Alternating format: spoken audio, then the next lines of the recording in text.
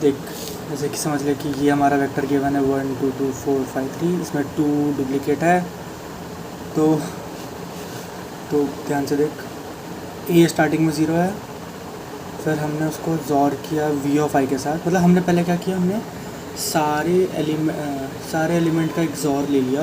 तो समझ ले जैसे कि हम यहीं पे देखो, पहले ये ए है, उसके यहाँ पे आई है, ए है, ये आई है। तो पहले ए 0 हो गया, फिर 0 और आई उस टाइम 0 था, तो 0 0 0 0 होता है, फिर 0 और 1 का और 1 होता है। ए 1 हो गया, आई 1 है, फिर फिर 1 और 2 3 होता है, ऐसे करके सारे का सॉर हो गया। फिर लास्ट में जो ए बचा वो 3 आया, ठीक है। तो ये फर्स्ट लूप का है, वो तो बोल रही थी वो लूप वाला। फिर सेकेंड लूप में तो इसमें क्या ना, सारे एलिमेंट्स का हमने जॉर ले लिया है। तो उसका इक्वेशन में लिख के देखना पड़ेगा, वो भी ऐसे दिखेगा। मतलब ए इक्वल टू ये हो गया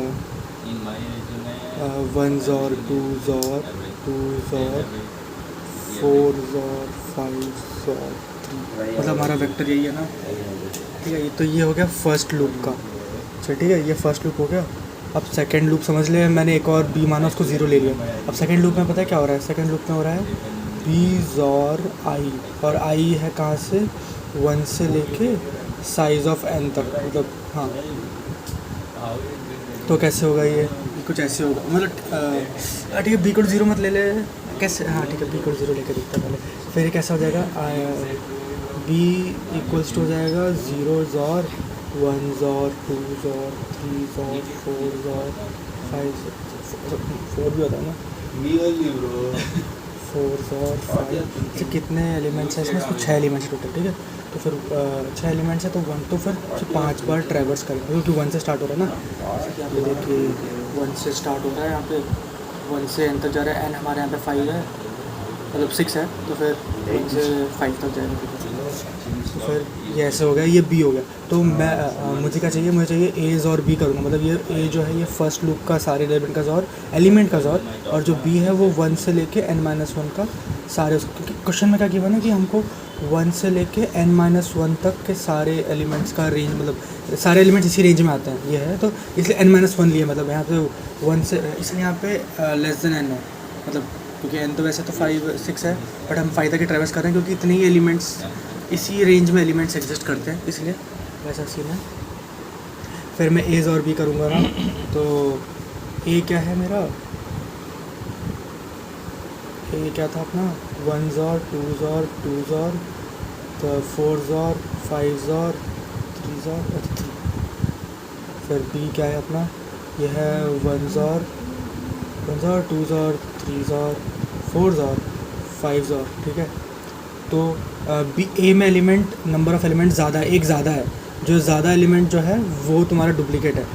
ऐसे समझना नहीं है, बट ऐसे बता रहा होगा, जैसे समझ ले। फिर अभी मैं इन दोनों को जॉर करूँगा ना, जब ए और बी का जब जॉर होगा, तो ए 1 और 1 का जॉर तो 0 आ जाएगा, 2 और 2 का जॉर तो 0 आ जाएगा। मतलब ऐसा नहीं होता कि आइथ एलिमेंट का एलिमेंट इसके भी आइथ एलिमेंट, ऐसा नहीं होता कि फर्स्ट एलिमेंट है तो इसका भी फर्स्ट एलिमेंट के साथ जॉर होगा।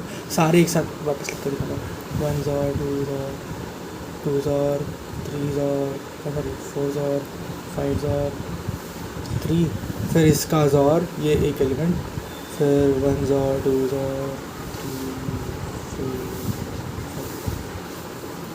अब क्योंकि क्या बोलते हैं उसको, एसोसिएटिविटी प्रॉपर्टी ब्रैकेट्स की, मतलब जॉर की, तो मैं इसको रीअरेंज कर सकता हूँ कैसे भी, कोई फ़र्क, कुछ डिफरेंस नहीं आएगा वैल्यू में।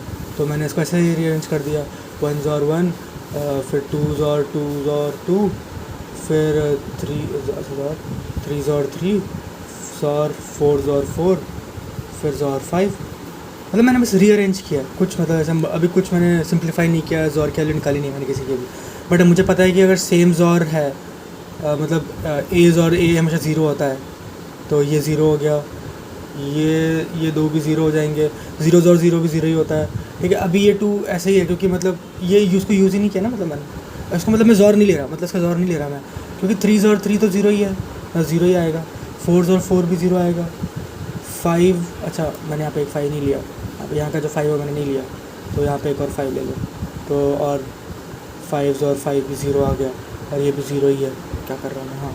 तो बस ये अकेला बचेगा, तो सबका जब जॉर कर लेगी तो हमेशा जॉर करने के बाद जो ए बचेगा तेरा, जैसे कि यहाँ पे देख ले, यहाँ पे जॉर किया तो फर्स्ट लूप के बाद 3 बच गया, तुम दिखाया था, तू नहीं करके दिखाया था कि 3 आया, तो 3 आया फर्स्ट लूप का ए की वैल्यू, मतलब आंसर की वैल्यू।